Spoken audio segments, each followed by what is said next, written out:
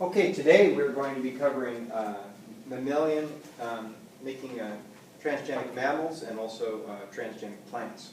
We won't be covering transgenic fish or transgenic birds, or transgenic nematodes or anything like that, but we will be covering the mammals and the plants.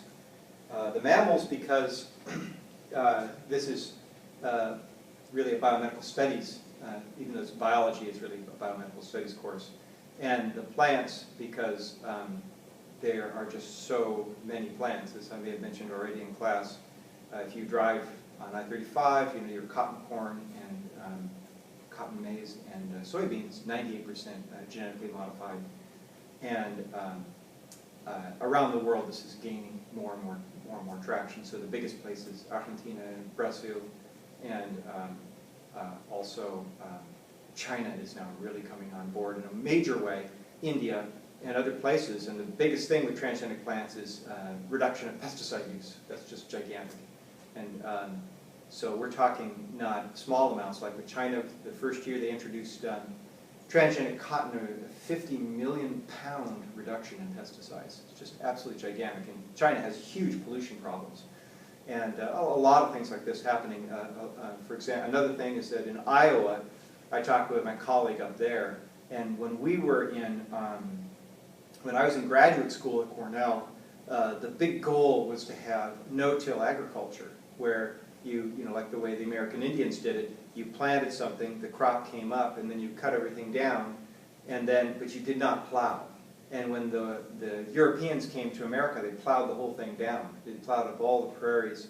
And we lost our soil, what they call the soil horizon. That is the amount of good soil in America was at point 60 feet deep, you know, in the plain states. And it reduced down to like, I think it's down to 10 feet or something. And all that soil went down to the Gulf of Mexico. So we lost our entire national heritage that way.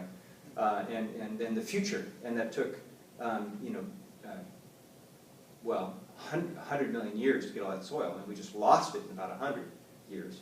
So no-till is the way to go without any plowing. But you can't do, you have to plow because you have to get rid of the weeds. So they came up with genetically engineered plants which do not, which are herbicide resistant. And when you have that, that means that when you put your crop down, then when the weeds come up, you just spray everything. The crop, the weeds, everything. The crop survives, the weeds die. And so now because of that, they've gone to no-till agriculture. And I talked to my friend in Iowa, and I said, well, has anything happened with no-till agriculture? I remember that was a big deal. And he said, yeah, we have an entire building, an entire department devoted to no-till. We have 30 scientists working on this in Iowa. And I said, wow. And I said, well, what's the progress? He says, oh, that's all we do here in Iowa. Let's say 90% of Iowa is no-till. I couldn't believe it because it was a radical, you know, socialist, communist idea when I was going to Cornell, you know, 20, 30 years ago. And now the whole darn state's that way. So it has, the genetically engineered plants have revolutionized everything that we do and everything that we have. And ecologically, it's just incredible what's happening. So this is really an exciting area, and it's just gigantic. If you talk about transgenic, you know, sure, we do transgenic, you know, talk about transgenic humans, we do transgenic mice. But if you get in an airplane and look down, what you see are genetically modified crops. This is what's changing the world. It's just amazing. And when global warming keeps on coming, and it's not a myth, it's happening, then everything's going to change, and you're going to have radical differences in the plants. So that's why we talk about transgenic plants. It's just absolutely huge. Easy to make transgenic plants. Drop dead easy. And so we talk about that. But also, of course, transgenic mammals. Okay, so what we have here is we want to start off with transgenic animals. And we're going to start off with, and you'll see how difficult it is, and then we'll do plants, and you'll say, lucky about working with plants. Here, we're going to talk about microinjection.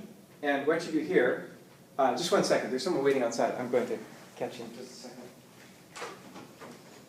Hi, John. What are you doing? Sure. Of course. You drove down for her? Yeah, she's too nervous. Too nervous? She cannot How are you sleep. doing, John?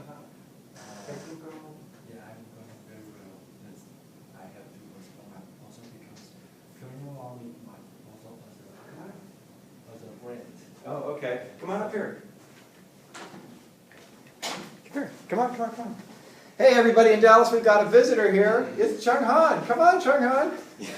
Here he is. Say hello to Dallas. Hi, Dallas. Hi. Okay. Okay, what do you want me to sign here? Right here? Okay. Just now, I'll turn this off. Sorry, I just wanted to embarrass Chung Han. That was so